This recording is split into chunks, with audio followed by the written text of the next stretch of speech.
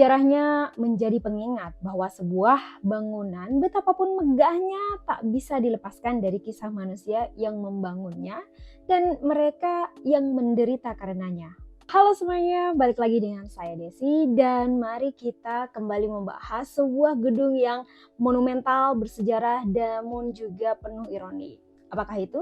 Yuk, mari kita bahas bersama-sama. Letaknya di tengah Bukares, ibu kota Rumania, berdiri sebuah bangunan begitu megah sekaligus juga misterius. Dari kejauhan, fasadnya putih berkilau diterpa cahaya matahari. Dari dekat, ukurannya begitu besar hingga membuat siapapun yang berdiri di depannya merasa kecil. Inilah Place of the Parliament atau Gedung Parlemen Rumania. Sebuah bangunan yang bukan hanya menjadi pusat politik, tapi juga saksi sejarah, ambisi, dan penderitaan sebuah bangsa. Dalam video ini, kita akan menelusuri sejarah kelam di balik pembangunannya, menyikap detail arsitektur eksterior yang monumental, dan menjelajahi interiornya yang luar biasa mewah, namun menyimpan ironi. Dan yuk, mari kita mulai. Untuk memahami gedung ini, kita harus kembali ke era Nicolae Ceausescu, diktator komunis Rumania yang berkuasa sejak 1965. Pada awalnya, Ceausescu cukup populer di mata rakyat, tapi seiring berjalannya waktu, pemerintahannya berubah menjadi otoriter. Ia terobsesi untuk menjadikan Rumania sebagai negara besar yang tak kalah dengan dunia barat. Salah satu obsesinya adalah proyek raksasa bernama sistematisasi, sebuah rencana untuk merombak kota Bukares menjadi Bukares sosialis yang baru. Ia ingin membangun boulevard besar, alun-alun monumental, dan tentu saja sebuah gedung parlemen yang bisa menyaingi istana manapun di Eropa. Tahun 1984, pembangunan gedung dimulai. Arsitek utamanya adalah seorang perempuan muda bernama Anca Petrescu, yang saat itu baru berusia 28 tahun. Cukup relatif masih muda dan baru ya. Ia memimpin tim besar yang berisi ratusan arsitek dan puluhan ribu pekerja. Setiap hari sekitar 20.000 orang bekerja di siang dan juga malam. Namun pembangunan ini datang dengan harga yang sangat mahal. Untuk memberi ruang bagi proyek, lebih dari 40.000 keluarga dipaksa pindah.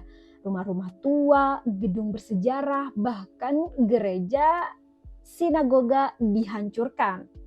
Banyak warga kehilangan tempat tinggal, kehilangan lingkungan, bahkan kehilangan sejarah leluhur mereka. Begitu pembangunan tetap berjalan.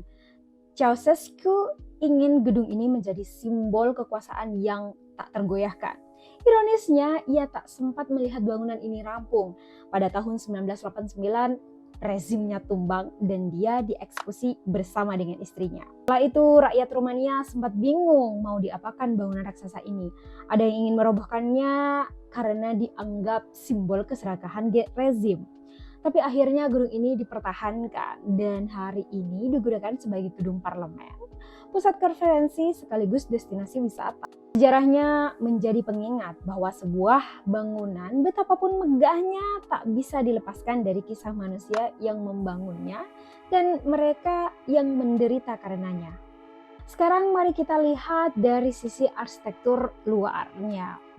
Place of the Parliament berdiri dengan tinggi sekitar 84 meter yang lebih menakjubkan. Hingga 8 lantai di bawah tanah termasuk bunker rahasia yang dirancang tahan serangan nuklir. Luas totalnya sekitar 365.000 meter persegi.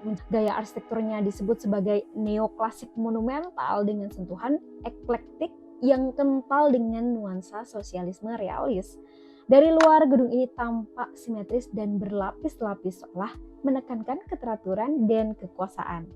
Kolom-kolom raksasa, balkon berderet, serta jendela-jendela besar menghiasi fasadnya. Yang menarik, gedung ini sengaja ditempatkan menghadap ke Boulevard Unieri atau Boulevard of the Union. Jalan besar ini dibangun meniru Champs-Élysées di Paris, namun dengan satu detail, jalan dibuat lebih panjang 3 meter dan lebih lebar 1 meter daripada jalan ikonik di Paris itu. Sebuah bentuk simbolis akan Bukares ingin menunjukkan bahwa mereka bisa lebih dari Eropa Barat. Hampir seluruh material eksteriornya berasal dari Rumania. Batu kapur, marmer, granit, semua digali dari tanah sendiri. Ini adalah bentuk kebijakan nasionalisme arsitektural. Ceausescu tak bergantung pada impor meski biaya dan tenaga yang dikeluarkan begitu besar. Ketika kita berdiri di depannya, satu kata yang muncul, kolosal. Gedung ini tak hanya ingin mengesankan tapi juga menakutkan. Ia dibuat untuk menunjukkan kekuasaan yang tak bisa ditandangi siapapun. Namun kemegahan sejati gedung ini baru terlihat saat kita masuk ke dalamnya. Interiornya sungguh luar biasa. Bayangkan saja lebih dari 1 juta meter kubik marmer, 3.500 ton kristal, 200.000 meter persegi karpet, serta lampu gantung yang beratnya mencapai beberapa ton. Semua itu dihadirkan untuk satu tujuan, menunjukkan kejayaan dan keagungan. Mari kita jelajahi beberapa ruang ikoniknya. Pertama, Union Hall atau Sala Uniri. Ini adalah aula utama yang begitu luas dengan langit-langit tinggi dan lampu gantung kristal raksasa yang menggantung di tengahnya. Ruangan ini sering dipakai untuk acara kenegaraan atau pertemuan penting. Lalu juga ada Grand Staircase, tangga yang megah dari marmer putih yang berlapis. Dengan ukiran detail di setiap sisinya, tangga ini dirancang bukan hanya untuk fungsi tapi juga untuk menciptakan kesan teatrikal. Oleh siapapun yang meniru tangga ini adalah seorang tokoh besar. Ada juga Human Rights Hall, ruangan elegan dengan panel kayu di dindingnya. Setiap detail ukiran menunjukkan kerja keras pengrajin lokal yang menyumbangkan keahliannya mereka demi memenuhi ambisi negara. Namun di balik semua kemegahan ini ada ironi besar. Dari lebih 1.000 ruangan yang ada, hanya ada sebagian kecil yang digunakan. Banyak ruangan kosong, gelap, atau ditutup begitu saja. Gedung ini terlalu besar untuk kebutuhan nyata. Filosofi desain interiornya jelas membuat orang merasa kecil. Skala ruangan, tinggi plafon, dan ornamen yang berlebihan semuanya dirancang agar siapapun yang masuk merasa berada di bawah bayang-bayang kekuasaan. Sebuah bentuk arsitektur propaganda. Gedung Parlemen Rumania adalah simbol dengan dua wajah. Di satu sisi ia adalah kebanggaan arsitektural, bangunan megah yang mengesankan dunia. Ia menjadi ikon turisme, tempat konferensi, dan pusat politik. Namun di sisi lain ia juga menjadi monumen kesombongan.